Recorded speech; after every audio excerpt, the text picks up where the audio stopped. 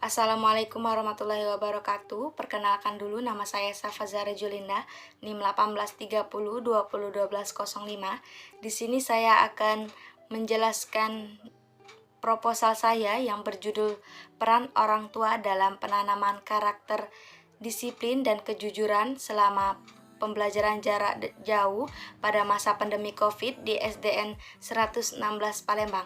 Di sini saya memenuhi tugas seminar proposal dengan dosen pengampu Bapak Dian Andesta Bujuri MPD. Jadi latar belakang yang saya buat itu ada pendidikan. Pendidikan merupakan kebutuhan rohani manusia yang harus dipenuhi, terutama bagi anak-anak yang sedang melangkah dan beranjak dewasa. Pendidikan sering juga ditafsirkan sebagai usaha sengaja yang bertujuan membantu perkembangan potensi dan kemampuan anak. Sekolah merupakan tempat dan sarana untuk melaksanakan pendidikan dalam bentuk pengajaran, yaitu pendidikan dalam bidang ilmu pengetahuan pada umumnya dan pendidikan bahasa Indonesia pada khususnya. Yang kita ketahui, penanaman karakter, disiplin, dan kejujuran pada siswa membutuhkan proses. Penanaman karakter pada siswa adalah suatu usaha yang sungguh-sungguh sistematis dan berkelanjutan untuk membangkitkan dan menguatkan kesadaran serta keyakinan anak terhadap bentukan perilaku yang menjadi ciri dan melekat serta menetap pada diri anak. Penanaman karakter diawali oleh orang tua di rumah dengan menanamkan perilaku yang positif, antara lain perilaku beragama, penanaman nilai-nilai, moralitas, budi pekerti, dan disiplin melalui pembiasaan dan kehidupan sehari-hari, yang pada akhirnya membentuk kemandirian, disiplin, dan kejujuran pada siswa. Pembelajaran jarak jauh diartikan sebagai pembelajaran yang memberikan kesempatan kepada peserta didik untuk belajar mandiri dari segi waktu, tempat, strategi, dan metode. Pembelajaran jarak jauh jelas mengurangi peran langsung guru dalam mendidik siswa. Tidak seperti di sekolah, guru berperan langsung menemani siswa dalam belajar dan membentuk karakter. Kini guru hanya bisa memberikan materi atau bahan ajar dengan fasilitas yang ada dengan metode daring. Peran orang tua pada pandemi COVID saat ini sangatlah besar. Orang tua akan menjadi mitra utama guru di sekolah dalam pelaksanaan pembelajaran daring, menjadi motivator dan fasilitator. Berdasarkan latar belakang masalah yang telah dikemukakan yang saya baca tadi, peneliti tertarik untuk mengadakan penelitian di SDN 116 Palembang dengan judul Peran Orang Tua dalam Penanaman Karakter, Disiplin, dan Kejujuran selama Pembelajaran Jarak Jauh pada masa pandemi COVID di SDN 116 Palembang. Yang kedua ada batasan masalah. Jadi batasan masalah itu digunakan untuk menghindari adanya penyimpangan maupun pelebaran pokok masalah agar penelitian tersebut lebih terarah dan memudahkan dalam pembahasan sehingga tujuan penelitian akan tercapai. Dengan demikian, fokus dari penelitian ini adalah membahas mengenai peran orang tua dalam penanaman karakter, disiplin, dan kejujuran selama pandemi COVID, selama pembelajaran jarak jauh pada masa pandemi COVID di SDN 116 Palembang. Yang C ada rumusan masalah.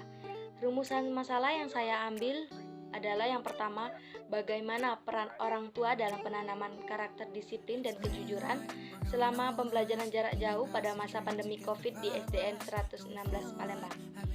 Yang kedua, rumusan yang saya ambil adalah apa saja faktor pendukung dan penghambat dalam penanaman karakter, disiplin, dan kejujuran dalam pembelajaran jarak jauh pada masa pandemi COVID di SDN 116 Palembang. Yang selanjutnya yaitu ada tujuan penelitian.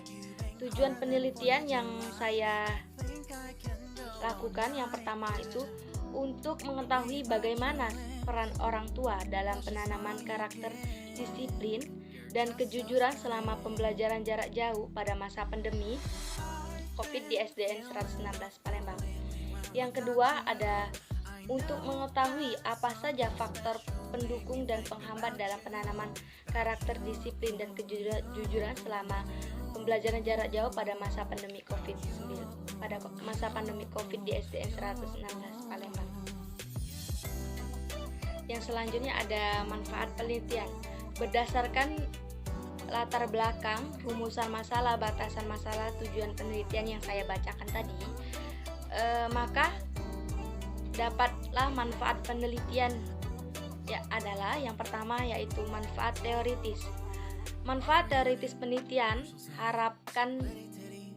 harapkan dari hasil penelitian ini adalah yang pertama menambah pengetahuan tentang peran orang tua dalam penanaman karakter disiplin dan kejujuran selama pembelajaran jarak jauh pada masa pandemi COVID di SDN 116 Palembang. Yang kedua, penelitian ini dapat memberikan informasi yang bisa dikembangkan oleh peneliti selanjutnya dalam penelitian yang sama. Yang kedua, ada manfaat praktis. Bagi orang tua, manfaat praktisnya memberikan informasi kepada anak tentang penanaman karakter disiplin dan kejujuran selama pembelajaran jarak jauh pada masa pandemi COVID. Yang kedua yaitu ada bagi sekolah. Penelitian ini diharapkan dapat memberikan pengajaran yang terbaik dalam penanaman karakter disiplin dan kejujuran selama pembelajaran jarak jauh pada masa pandemi COVID di sekolah demi menciptakan lulus yang berakhlak mulia. Yang selanjutnya ada bagi peneliti dan guru. Sebagai penanaman informasi kepada orang tua dan penelitian dan penanaman karakter disiplin dan kejujuran pada anak belajar pada masa pandemi COVID, sehingga penambah pengetahuan dan keterampilan lain di masa mendatang yang lebih baik. Jadi manfaat penelitian itu yang berperan sekali itu bagi orang tua. Kenapa? Manfaat pada pembelajaran jarak jauh untuk judul saya ini sangat berperan sekali bagi orang tua. Yang selanjutnya ada metode penelitian. Metode penelitian yang saya ambil, jenis penelitian yang saya lakukan adalah penelitian kualitatif. Penelitian kualitatif adalah pengumpulan data pada suatu latar alamiah dengan maksud menafsirkan fenomena yang terjadi, di mana penelitian adalah sebagai instrumen kunci pengambilan sampel. Sumber data dilakukan dengan purposive dan snowball. Teknik pengumpulan dengan triangulasi atau gabungan analisis data. Analisis data bersifat induktif atau kualitatif. Dari hasil penelitian kualitatif lebih menekankan makna daripada generalisasi. Alasan memilih penelitian kualitatif adalah penulis ingin melihat bagaimana peran orang tua dalam penanaman karakter disiplin dan kejujuran. Lokasi yang digunakan sebagai tempat penelitian adalah beralamat Jalan Sukabangun 2 dan format dalam penelitian ini adalah guru kelas di SDN 116 Palembang, orang tua dan siswa. Teknik pengumpulan data yang digunakan adalah wawancara sesuai dengan instrumen penelitian untuk memperoleh data teknik permasalahan diteliti. Jadi, metode penelitian yang saya lakukan yaitu penelitian kualitatif. Lokasinya itu ada di Jalan Sukabangun 2. Itu saya melakukan wawancara dengan seorang guru yang mengajar di SDN 116 dan siswa yang sekolah di SDN 116 dan orang tua dari siswa tersebut yang ada di SDN 116.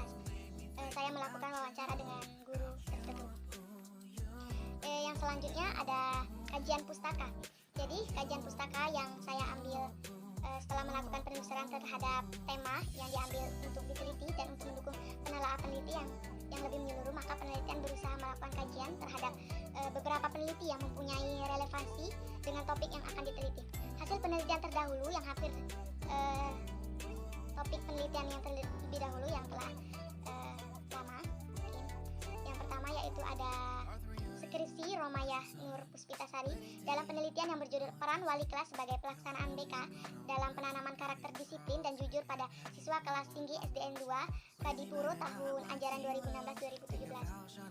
Dan hasil penelitian disimpulkan bahwa Peran wali kelas sebagai pelaksanaan sebagai konseling dan menanamkan karakter disiplin dan kejujuran pada siswa, yaitu mendidik, mengarahkan, membimbing dan menuntun. Jadi bedanya di skripsi ini dan penelitian yang saya teliti itu hanya meneliti Romayah Nur Puspitasari itu meneliti tentang peran wali kelas sebagai pelaksanaan BK. Yang saya teliti itu peran orang tua. Yang selanjutnya, yang kedua ada Gunawan Saputro dalam penelitian yang berjudul Peran Guru BK dalam Penanaman Karakter Disiplin dan Kejujuran di SD Aisyah Unggulan Gemolang tahun ajaran 2016-2017. Dari hasil penelitian disimpulkan bahwa kendala yang dihadapi oleh guru BK dalam menanamkan karakter disiplin dalam karakter disiplin dan kejujuran adalah dengan orang tua, karena orang tua kebanyakan sibuk bekerja. Dalam penanaman karakter orang tua juga harus membentukkan karakter anak. Jadi perbedaannya itu peneliti ini melakukan perbedaan di peran guru BK dan saya melakukan penelitian dengan peran orang tua. Yang ketiga yaitu Hasan Bisri dalam penelitian yang berjudul Kolaborasi Orang Tua dan Guru dalam Membentukkan Karakter Disiplin dan Kejujuran pada Anak Didik. Dari hasil penelitian disimpulkan bahwa telah terlaksana dengan baik yang ditunjukkan dengan partisipasi aktif orang tua, mendukung kelancaran dan kesuksesan program kelas. Di sini bedanya peneliti Hasan Basri ini melakukan kolaborasi orang tua dan guru dalam menelitinya. Sedangkan saya itu melakukan tentang peran orang tua. Yang selanjutnya ada skripsi Ambarwati Mahendra dan peneliti yang berjudul Pelaksanaan Pembelajaran Jarak Jauh pada Masa Pandemi COVID Tadi kasus di RA Nurul Huda 01 Sumberjo, Kecamatan Oebelan tahun 2020. Dari hasil penelitian disimpulkan bahwa faktor-faktor yang menghambat pembelajaran jarak jauh pada masa COVID yaitu di faktor internal dan faktor eksternal orang tua atau wali murid. Di sini yang kesamaan yang saya teliti yaitu tentang pembelajaran jarak jauh pada masa pandemi. Sama-sama meneliti pembelajaran jarak jauh pada masa pandemi COVID-19. Yang selanjutnya ada Irfan Rahmat Nurdin dengan meneliti yang berjudul tentang penerapan sistem pembelajaran jarak jauh berbasis Massive Open Online Course atau bisa disebut MOOC di Universitas Cipto Entrepreneurship Online. Dari hasil penelitian disimpulkan bahwa penelitian jarak jauh yang dilaksanakan untuk meningkatkan jumlah entrepreneur muda melalui pendidikan dengan mengadakan kursus online secara gratis. Di sini sama-sama meneliti tentang pembelajaran jarak jauh atau pembelajaran jarak jauh pada masa pandemi COVID. Yang selanjutnya ada kerangka teori. Kerangka teori yang pertama yaitu ada peran orang tua. Tugas orang tua adalah memikirkan dan melaksanakan cara-cara seperti pada yang memang sesuai dengan kondisi anak titik, bukan sekadar memerankan peran sebagai orang tua dengan orientasi ingin menjadi anak sebagai miniatur orang tua. Yang selanjutnya ada pengertian disiplin. Disiplin merupakan nilai karakter yang berhubungan antara manusia dengan dirinya sendiri yang diwujudkan dengan selalu menghargai waktu. Titik disiplin tidak hanya berkaitan dengan waktu tetapi juga mengarah pada perilaku patuh terhadap aturan. Titik disiplin sebagai karakter menunjukkan perilaku tertib dan patuh pada berbagai ketentuan dan peraturan. Yang selanjutnya yaitu ada kejujuran. Jadi jujur sebagai nilai karakter yang berhubungan dengan diri sendiri merupakan ketidaksesuaian antara dua hal. Pertama, kesesuaian ucapan dan perbuatan. Titik jujur yaitu adanya kesamaan antara realitis dengan ucapan. Titik dapat diamati oleh panca indera. Yang selanjutnya ada pendidikan karakter. Menurut Kamus Bahasa Indonesia, karakter terkait dengan watak. Watak diartikan sebagai sifat batin manusia yang mempengaruhi segenap pikiran dan tingkah laku, budi pekerti dan tabayun. Yang selanjutnya yaitu ada faktor pendukung dan penghambat dan penanaman karakter disiplin. Adapun faktor pendukung disiplin adalah orang tua memberikan contoh yang terbaik terhadap anak. Orang tua memberikan aturan-aturan yang ada di rumah. Faktor pendukungnya yaitu apa yang dilakukan oleh orang tua itu pasti akan dilakukan oleh anak tersebut. Yang selanjutnya ada pembelajaran jarak jauh pada masa pandemi. Virus corona yang melanda dunia tak terkecuali Indonesia. Virus turut serta mempengaruhi dunia pendidikan di mana proses pembelajaran mengajar yang biasanya dilakukan secara tatap muka daring di ruang kelas akibat pandemi proses pembelajaran dilakukan di rumah. Selanjutnya yaitu ada daftar isi sementara. Sistem pembahasan dibagi menjadi 3, bagian awal, inti, dan akhir.